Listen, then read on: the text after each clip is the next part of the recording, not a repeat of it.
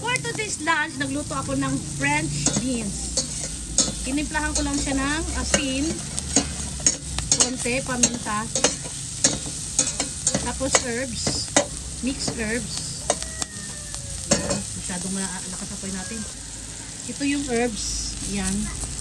1, 2, 3, 4, 5 mix of herbs. Yan. Tapos, 2 hiwa na salmon. Tinimplahan ko na rin yan ng herbs. Yan. So, now, luto naman ang ating beans. Ahonin na natin para ilagay natin ang lutuin natin ang salmon naman. Okay? Ahonin ko muna to. Now, isalang ko naman ang 2 hiwa ng salmon. Niluto ko lang dito sa butter.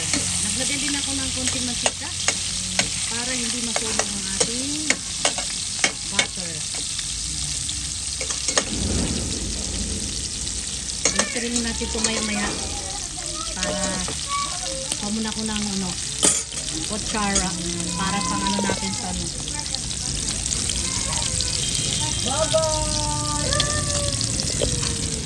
bango.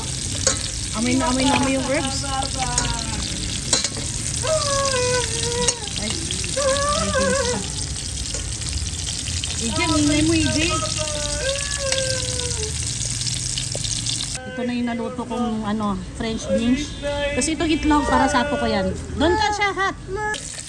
So, ligo-liguan lang natin ng ng butter at saka Iniwan ka, Duster! Iniwan ka, konting mantika. Pero mas marami ang butter nito mga ka-superman compare mo sa mantika.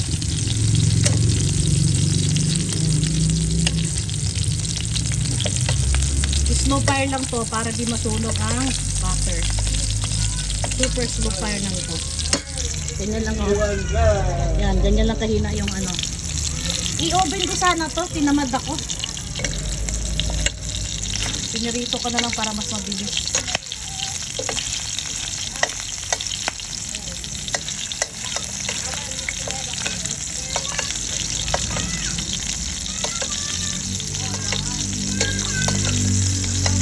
Ang bango.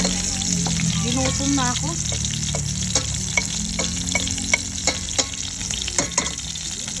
So, takpan muna natin para pumantay ang luto.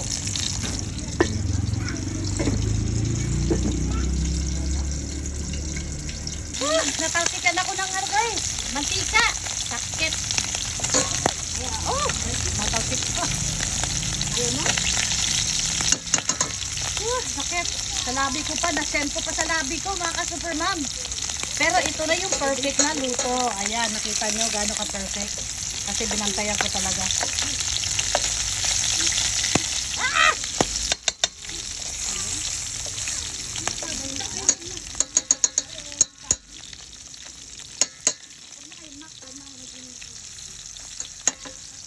Sakit ah.